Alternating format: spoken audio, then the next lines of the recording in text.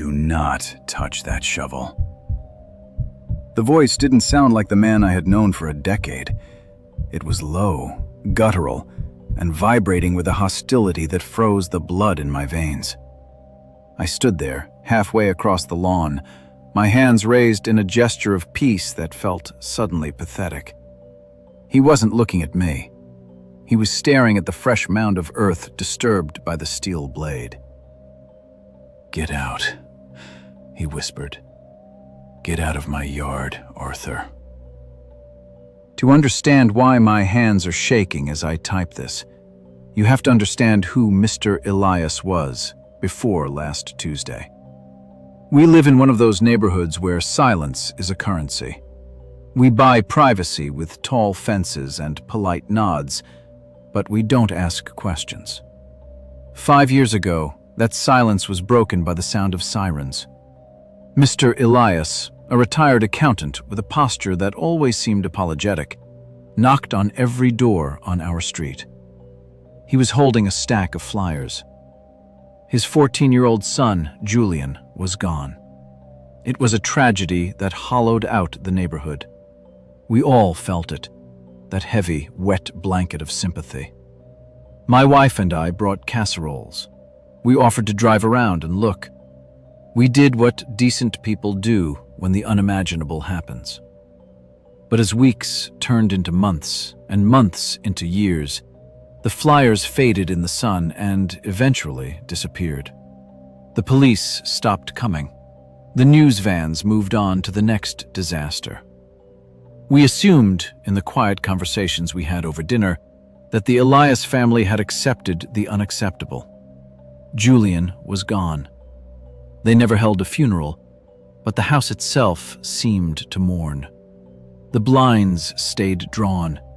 The grass grew a little longer than usual. Mrs. Elias, once a vibrant woman who gardened on Sundays, became a ghost you'd occasionally see drifting past a window. Mr. Elias, however, tried to maintain the facade. He would wave when he got the mail. He would comment on the weather. He was professional, broken, but remarkably polite. Until last week. It was a Tuesday afternoon. The sun was bright, the kind of day that makes everything feel safe. I was wrestling a trash bag into the bin when I heard his voice behind me. "Arthur, do you have a moment?" He was standing at the edge of his driveway. He wore a crisp, button-down shirt tucked in. Normal. Completely normal. "I'm in a bit of a bind," he said, offering a tight, weary smile. My spade handle snapped. "I have some root work to do in the back before the rain comes. Could I borrow yours, just for the afternoon?" There was no reason to say no. I didn't even think about it. I fetched my heavy-duty garden shovel, the one with the fiberglass grip, and handed it over.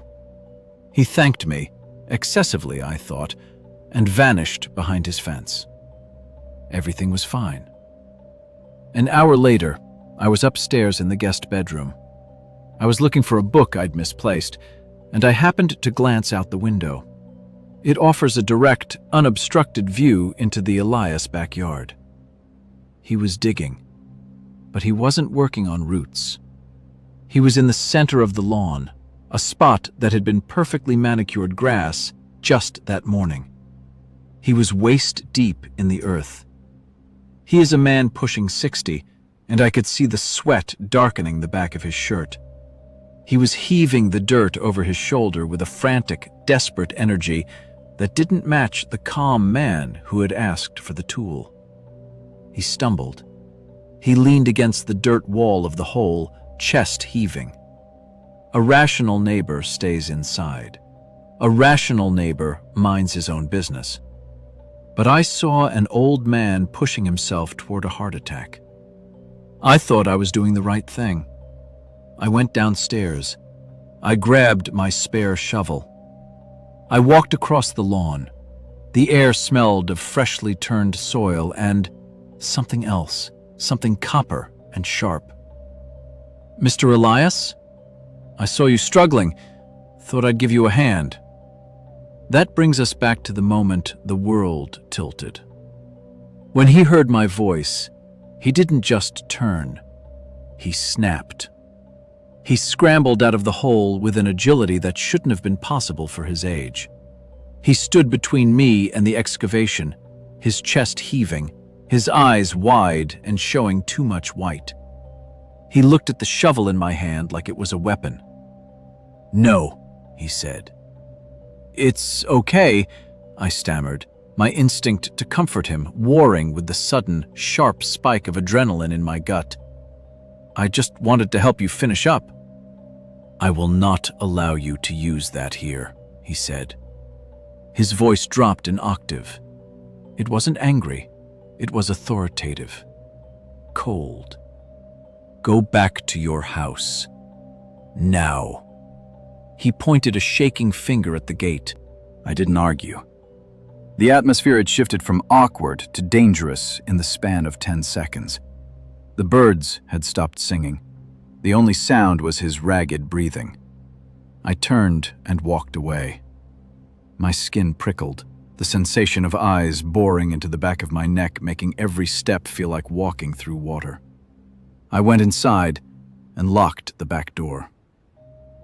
I went straight back to the upstairs window. I stood back from the glass, hiding in the shadows of the room. Mr. Elias was still standing there, staring at my house. He wasn't digging anymore. He was scanning my windows. He looked right at the guest bedroom. For a second, I thought he couldn't see me. The sun was reflecting off the glass. But then he stopped scanning. He locked on. He stared directly at the spot where I was hiding. He knew. He didn't wave. He didn't scowl. He just turned around, picked up the shovel, and walked into his house, leaving the hole gaping open like a wound in the earth. He was waiting for darkness. I tried to watch TV. I tried to eat dinner. My wife asked me why I was so quiet, why I kept checking the locks. I told her I had a headache. I didn't want to sound crazy. I didn't want to say, "I think the accountant next door is burying a secret." Midnight came and went. At 1:23 a.m., the sound began. It was soft, muffled by the glass, but rhythmic. Thump, scrape, thump, scrape. I told myself to go to sleep. I told myself it was just gardening, but the knot in my stomach was pulling tighter. I turned off every light in the house. I moved to the kitchen window, which is on the ground floor. I couldn't see him, but I could hear the exertion. I unlocked the back door. I didn't put on shoes. I didn't want the noise. I stepped out onto the patio in my socks. The night air was freezing, biting at my exposed skin. I crept along the fence line. The wood was damp with dew. I reached the gap where the fence meets the garage, a small sliver of a view. The moonlight was cruel. It illuminated the backyard in shades of gray and silver. Mr. Elias was out of the hole. He was dragging something across the grass. It was heavy. He had to lean his entire body weight backward to move it. It was wrapped in thick, black plastic sheeting, the kind contractors use, the kind that doesn't tear easily. He rolled the bundle into the hole. It hit the bottom with a dull, wet impact that made my stomach turn over. I shifted my weight. A single dry leaf shattered under my foot. Mr. Elias froze. He stood over the grave, shovel in hand. He didn't turn around immediately. He slowly tilted his head, listening. He was like a predator scenting the air. I stopped breathing. I pressed my hand over my mouth, my heart hammering against my ribs so hard I thought he would hear it echoing across the yard. He stayed frozen for 10 seconds. 20. Then he turned toward the house, dropped the shovel, and walked toward his back door. Why? Was he getting a flashlight? Was he getting a gun? I didn't wait to find out. As soon as his screen door clicked shut, I bolted. I didn't look in the hole. I didn't verify what the shape in the bag was. I ran back inside my house, locked the deadbolt, and slid down the door until I hit the floor. I sat there in the dark, shivering, listening for the sound of footsteps on my porch. But they never came. Instead, I heard the car. The engine turned over. His SUV. I crawled to the front window. Mr. Elias was backing out of his driveway. It was 2 a.m. He drove off down the street, taillights fading into the mist. When the sun came up, I looked into his yard. The hole was gone.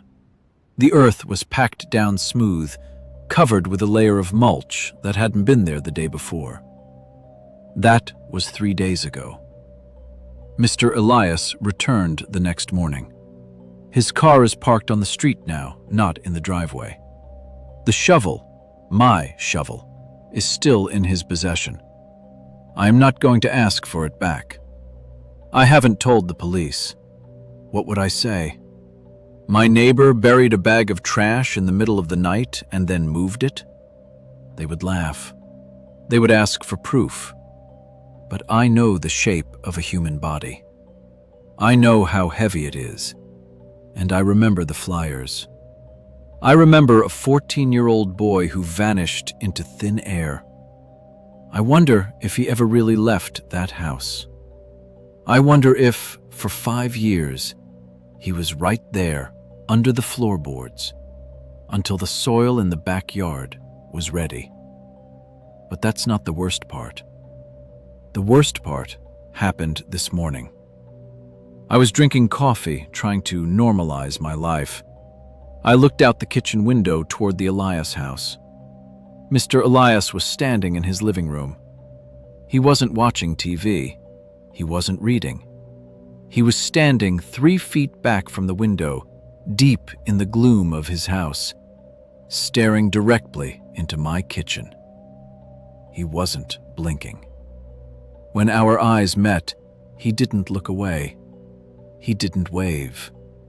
He simply raised his hand and slowly, deliberately, pulled the cord on the blinds.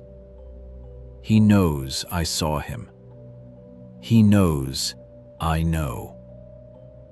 And tonight, the sun is going down, and my wife just asked me why I moved the toolbox in front of the back door.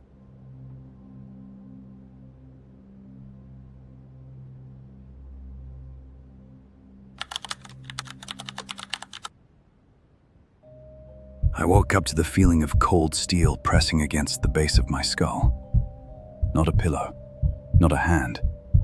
Metal. I tried to inhale, to ask a question, to move, but a hand clamped over my mouth, smelling of dirt and gun oil. A voice, barely a whisper, drifted out of the darkness behind me. "If you make a sound, I will paint this room with your thoughts." I froze, my heart hammering against my ribs like a trapped bird, staring at the moonlight filtering through the curtains I was sure I had closed. Let me back up. I've lived in 3 houses my entire life. The first 15 years was spent in a sprawling suburban blind spot, one of those neighborhoods where people smile with their teeth but never with their eyes. We lived next door to a single father and his 2 sons. For 15 years we shared a property line, yet my brother Leo and I had spoken to them maybe twice. They were ghosts in their own yard. I knew their names though, Julian and Vince. Julian was my age, 15. Vince was younger, closer to Leo's age. They existed in the periphery, always visible but never reachable. That changed 3 weeks before we were scheduled to move. It was a Saturday. Leo and I were in the driveway, shooting hoops, the rhythmic thud of the basketball acting as a metronome for a lazy afternoon. I saw movement out of the corner of my eye. It was Julian. He walked down his driveway and up ours with a casual, practiced stride. He didn't look like the creepy kid from next door. He looked normal, polite, almost charming. He stopped at the edge of the pavement, hands in his pockets. He asked about the for sale sign in the yard. His voice was smooth, surprisingly deep for a teenager. We made small talk. He seemed interested, asking where we were going, how far away it was. It felt like a standard neighborly check-in, the kind we should have had a decade ago. Then, the pivot. "Me and Vince are heading down to the creek tomorrow," Julian said, offering a tight, friendly smile. "We're gonna shoot some BB guns, target practice. You guys should come." I hesitated. I didn't know these kids. But the social pressure of a teenage boy wanting to appear cool is a dangerous thing. I looked at Leo. He was 10, eager, and nodding before I could even process the risk. I told Julian, sure, we'd go. It was just BB guns. What could go wrong? The next evening, the sun was beginning to dip, casting long, bruised shadows across the pavement. Julian and Vince showed up at our door. They weren't wearing shorts and t-shirts. They were decked out in full surplus camouflage, heavy boots and tactical vests. Between them, they carried a black duffel bag that looked far too heavy for plastic toys. A warning bell rang in the back of my head, quiet but persistent. Why the costumes? Why the severity? We walked to the woods at the end of the cul-de-sac.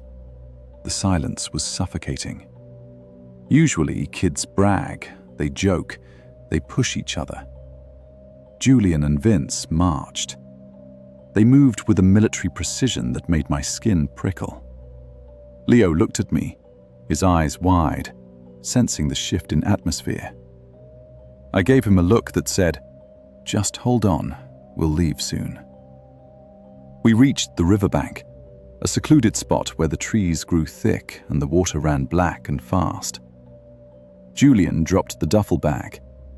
It hit the earth with a solid metallic thud that didn't sound like plastic. Vince, the younger one, didn't speak. He walked to a sapling, grabbed a thick branch and snapped it with a violent, unnecessary force, throwing it into the water. He stared at it as it floated away, his face completely void of emotion. Julian unzipped the bag. He didn't pull out a Red Ryder. He didn't pull out a plastic air rifle. He pulled out a matte black handgun. A distinct, heavy scent of sulfur and oil hit the air. "That's not a BB gun," I said, my voice sounding thin in the open air. Julian didn't look at me. He racked the slide. "Nope." Vince reached into the bag and pulled out a revolver. Before I could grab Leo, Vince raised the weapon and fired at a tree across the river. The sound was physically painful. It wasn't a pop. It was a roar that tore through the trees, leaving a ringing silence in its wake. This wasn't mischief. This was a felony. "We're leaving," I said. I didn't ask. I grabbed Leo's shoulder, my grip tight enough to bruise. "We are done." Julian turned to me. He didn't look angry. He didn't look disappointed. He looked hollow. He held the gun loosely at his side, the barrel pointing at the dirt, but his eyes were drilling into mine. "You don't like it?" he asked, his tone mocking, feigning confusion. "What, Leo?" I whispered, turning my back on them, a mistake that made the hair on my neck stand up. "You cowards!" Vince screamed behind us. It was the first time I'd heard him speak. His voice was cracked and primal. "You little cowards!" We walked fast until we hit the pavement.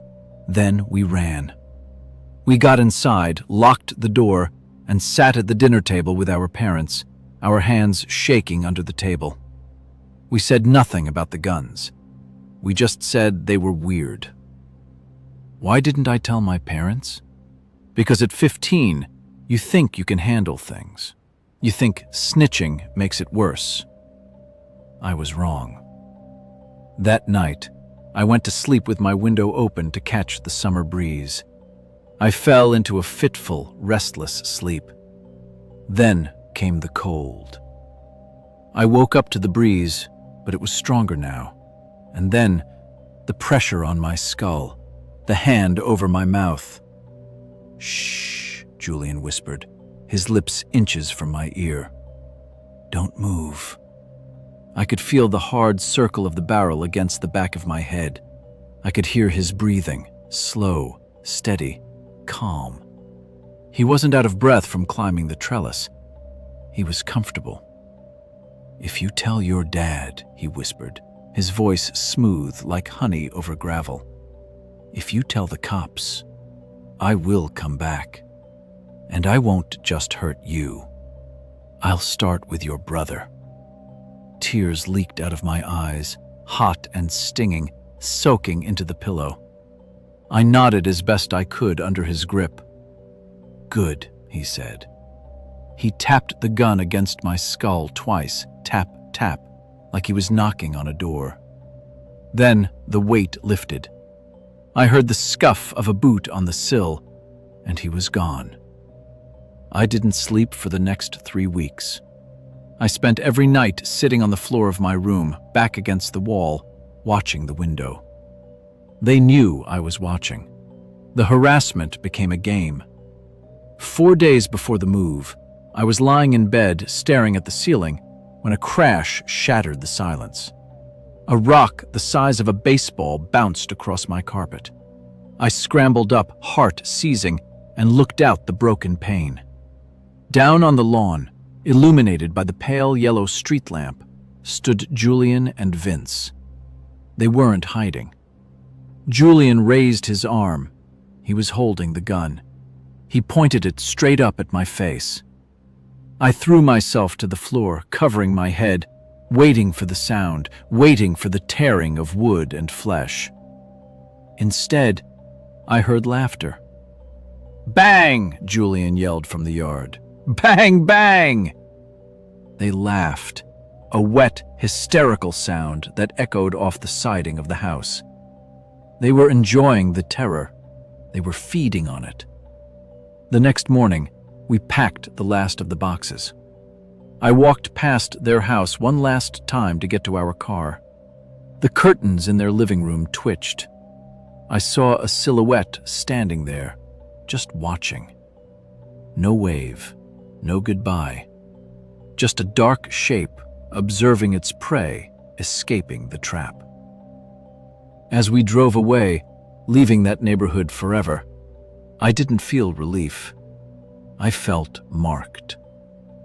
I never told my parents. I never told the police. I just let the distance grow between us, hoping that miles were enough to stop a bullet. But sometimes, when the house is too quiet, or when a window slides open in the wind, I can still feel that cold circle of steel pressing against the back of my head. And I wonder if they're still watching, waiting for me to speak.